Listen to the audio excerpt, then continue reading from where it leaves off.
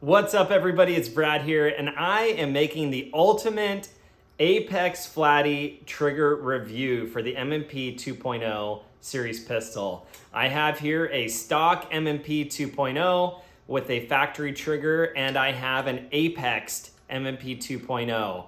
I plan to do a side-by-side comparison, show you all of the features and benefits of this Flatty trigger. I will eventually head to the range and show you split times comparing these two triggers. So let's head over to the workbench, get this review done, and show you everything you need to know about owning an Apex M&P. I'm trying to make this the end-all be-all review for the Apex Tactical Flatty trigger for the M&P 2.0 pistol. And I really wanted to up my game from my last review I did of these triggers, so that's what I intend to do. And I have an array of pistols here. I have the 5-inch 2.0 that has the Apex Flatty. I have the 4.25 that has the stock trigger, the 4-inch compact that has the Flatty, and then the 3.6 that has the Flatty as well. And then I have an actual kit here that's unopened for this pistol. But before I installed this on this pistol, I wanted to do some comparison shooting between these two pistols, basically with the Apex trigger installed and with the stock trigger, and compare split times. So after I do my tabletop portion here, I will transition over to the range and we will get some side-by-side shooting videos and split times between this trigger and the aftermarket flat-faced trigger. This is what comes in the kit from Apex. You get the trigger, the actual trigger itself. You get a polished safety plunger. You get a sear, polished sear. There's the sear connector that has different geometry. And you get different spring weights as well. So trigger return spring weights, and then a different spring for the safety plunger as well. And I'm not going to do an install video today because there are plenty of great install videos on YouTube.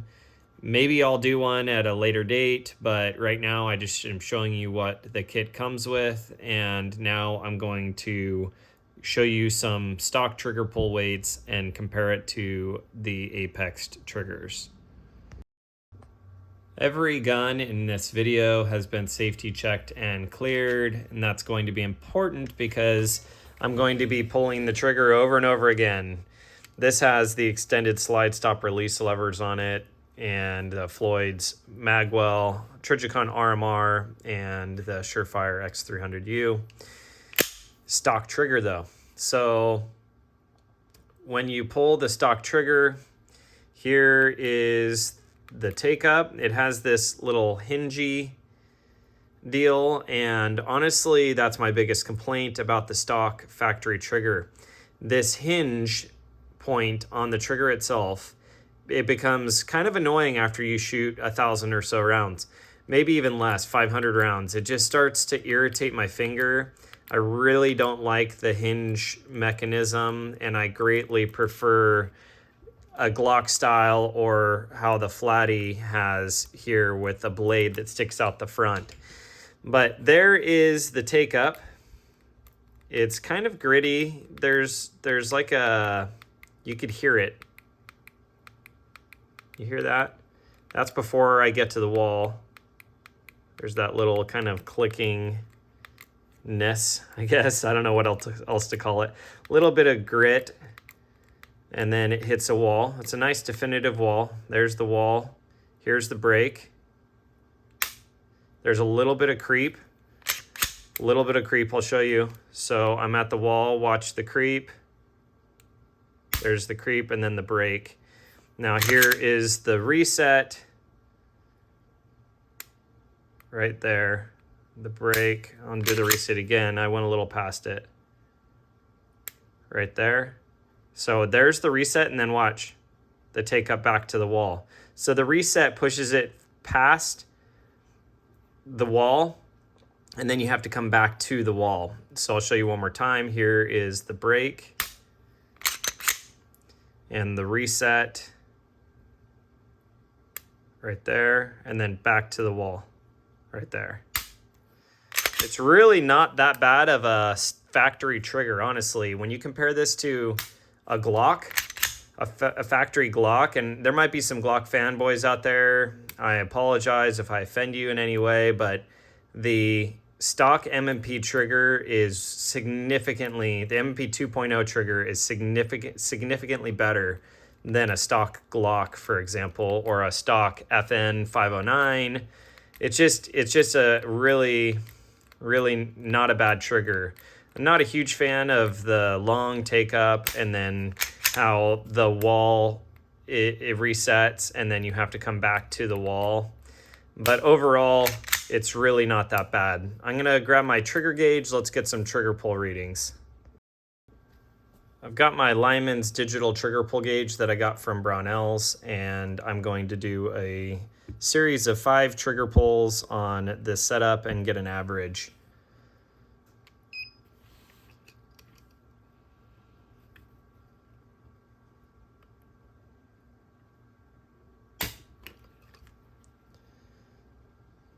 £5 pounds, 12 ounces.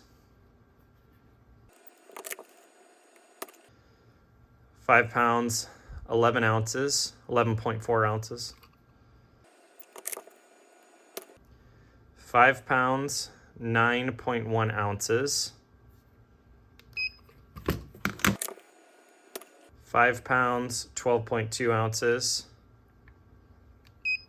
Last one here.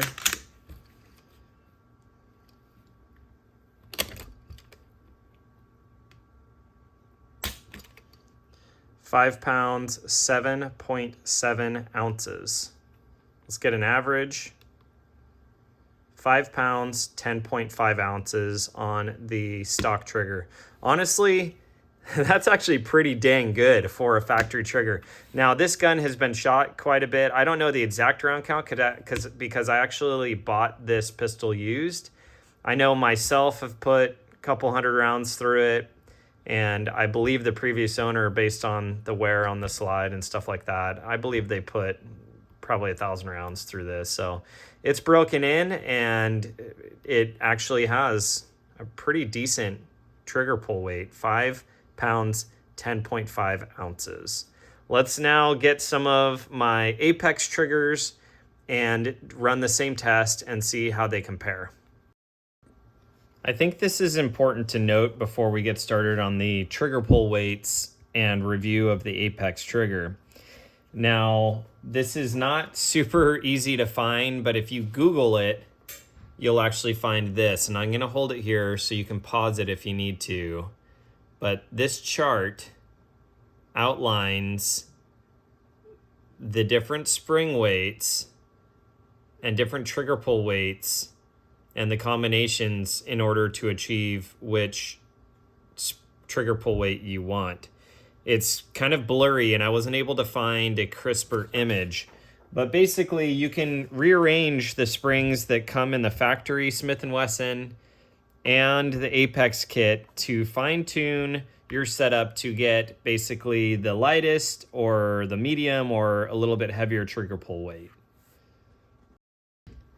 Before we go too much further with getting trigger pull weights, I wanted to just do a quick overview of the trigger itself, how it breaks, the take up and reset, and the wall. So this gun obviously is safety checked and cleared. It is still dirty from the range time I just spent with it. This also has a Floyd's competition magwell. It's been ported and slide work done by Floyd's custom shop, crown barrel, fluted barrel. I stippled this area myself, has a 508T on it, Amerigla sights, and a Streamlight TLR1HL. I have an extended magazine release and then the extended slide stop release levers. So it's fully pimped out, ready to rock and roll. I will show you the trigger here. Here is the take up. It's totally smooth. There's the wall right there. Let's see if there's any creep. No creep. Just a nice clean break. Here's the reset right there, and that's the distance between reset and the wall. Here's the break. Reset.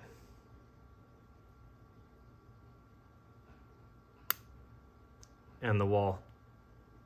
There actually is no gap between the two. It's just my errant finger here. Maybe fraction of an inch. I don't know. It's virtually undiscernible.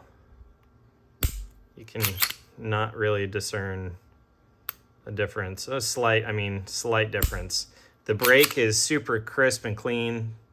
Reset is obvious, and it's not bad. The take up is less than 1/4 of an inch, and it just is a beautiful trigger. Honestly, I have a lot of custom triggers and a lot of guns, and the Flatty in the M&P 2.0 is one of the best striker fire triggers I've ever felt.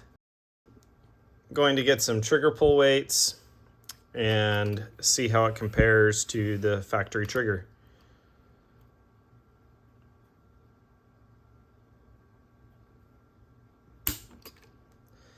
£3 pounds, 3.4 ounces. 3 pounds, 0.9 ounces.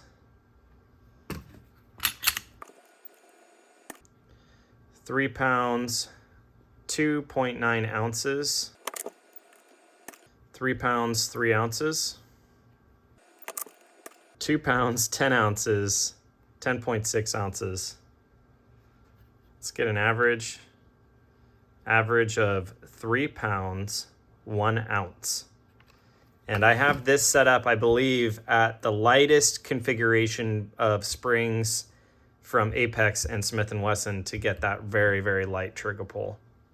Let's test out a few of these other Smith and Wessons that I have with the Apex triggers.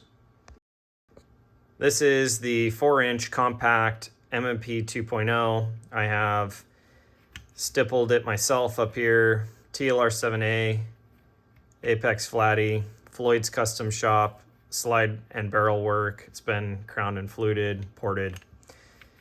I think this is the 508T V2 on this. Holosun. It has the extended slide stop release levers and a standard magazine release with a Floyd's magwell. And let's test out this trigger. So it's cleared, obviously.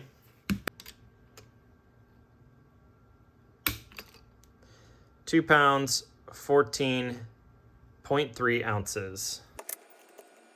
2 pounds, 10.8 ounces. 2 pounds, 15.2 ounces.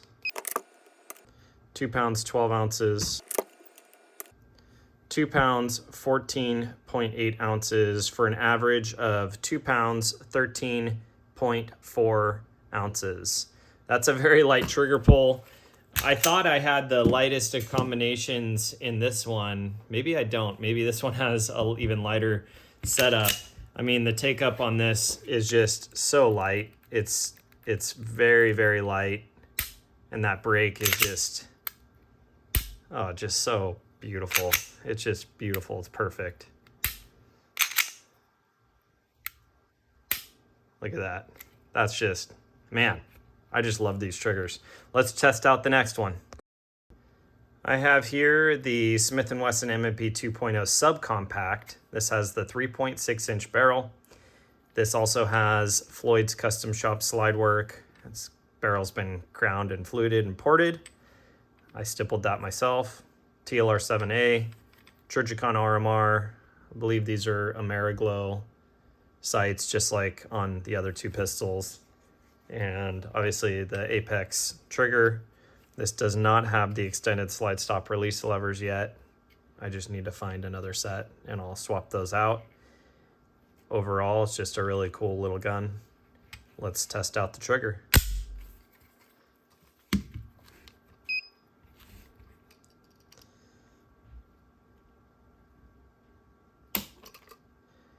Three pounds, 15.5 ounces.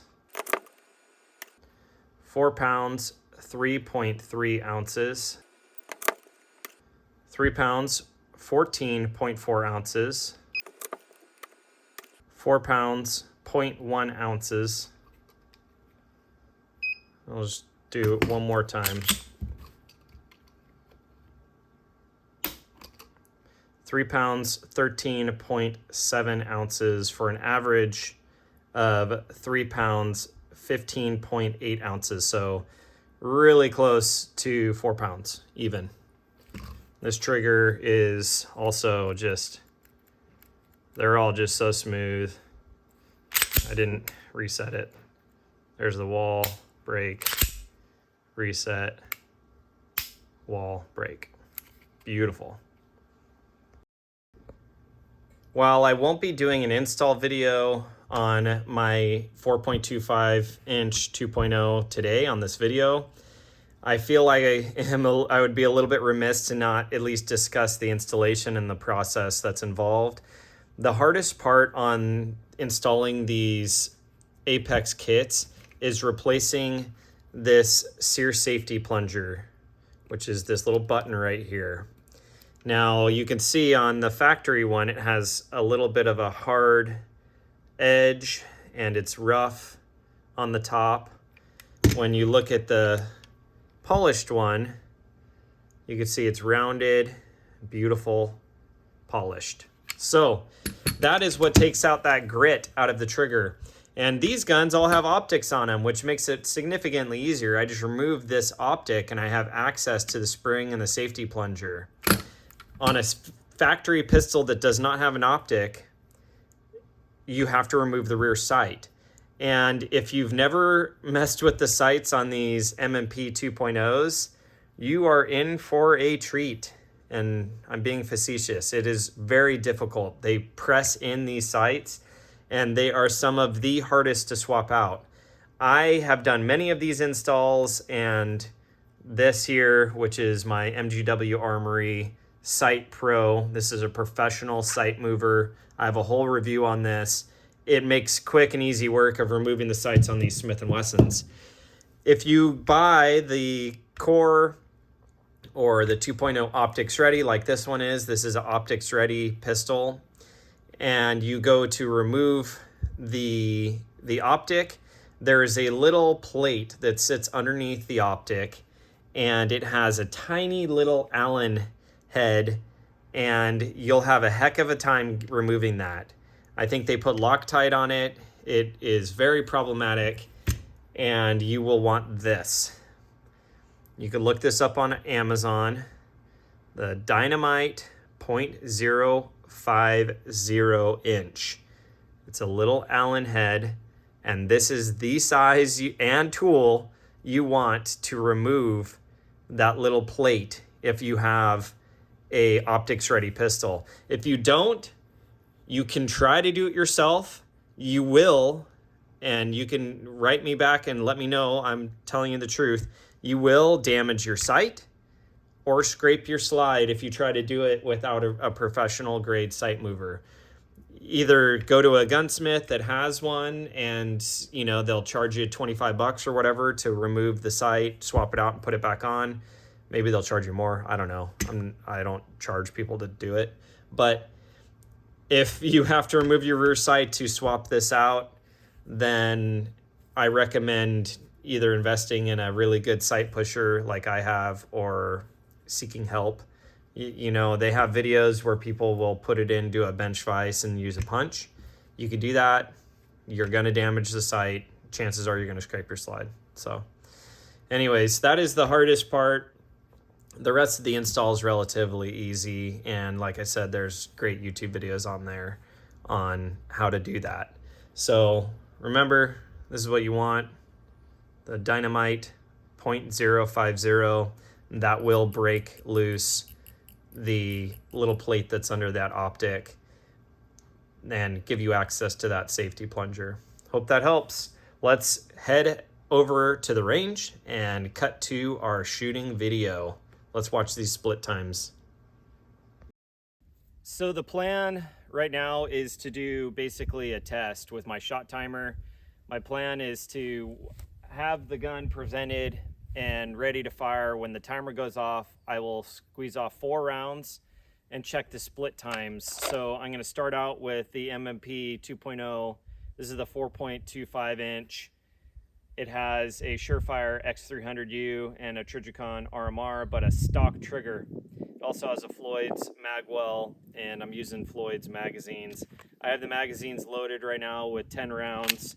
I'm going to do it a few times and check the split times each time and get an idea of the difference, because then I'm going to switch to the M&P 2.0 that has the Apex trigger installed. That one is ported, so I don't know, I might swap the slides over and do it that way so that it's a totally fair test and see the difference in split times. So, and maybe I'll even do it with a ported and see if that helps the split time. So we'll see. Let's dive right into it. I'm going to start now and get shooting.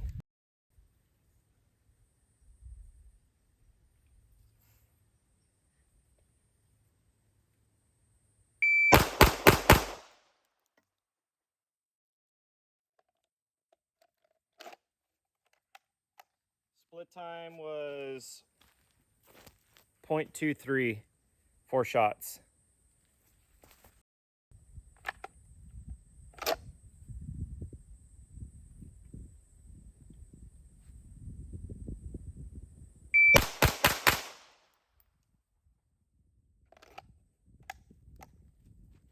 Split time was 0.23.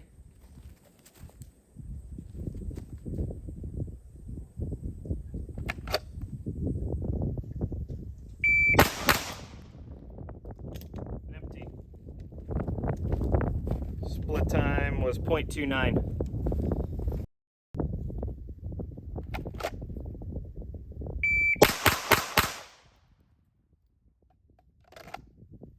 .26 split time.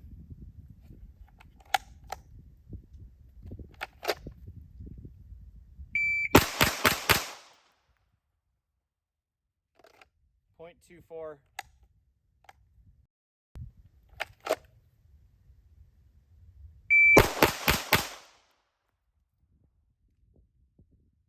.25 split time. So now I have the 4.25 slide on my 5-inch frame. This has the TLR1HL, the Apex trigger. This has the Floyd's competition magwell. But essentially the only difference now between these two guns is the light is a little bit different, obviously, and the Apex trigger. So let's get to shooting and see what our split times are for this thing.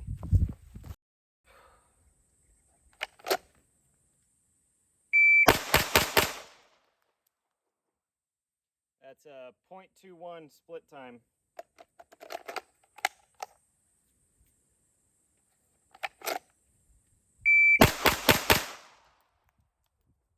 .21 split time.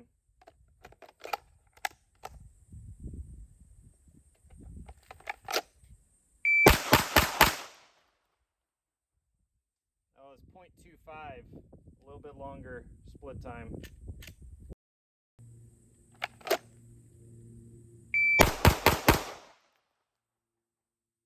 That was a 0.22.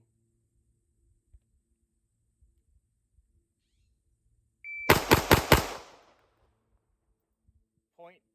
0.20.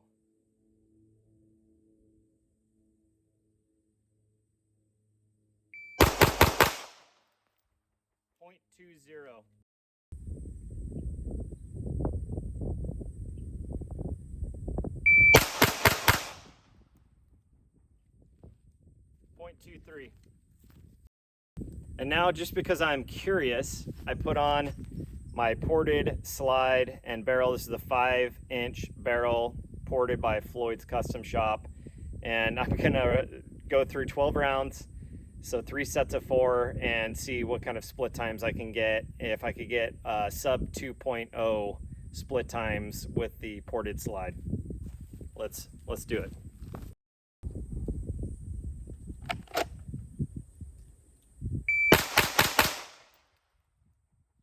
That was 0.20.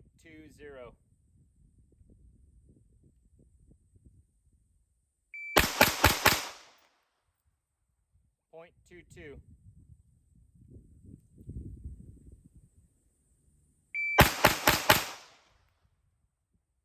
0.22. As you can see, my split times improved between the stock trigger and the Apex Tactical Flatty trigger.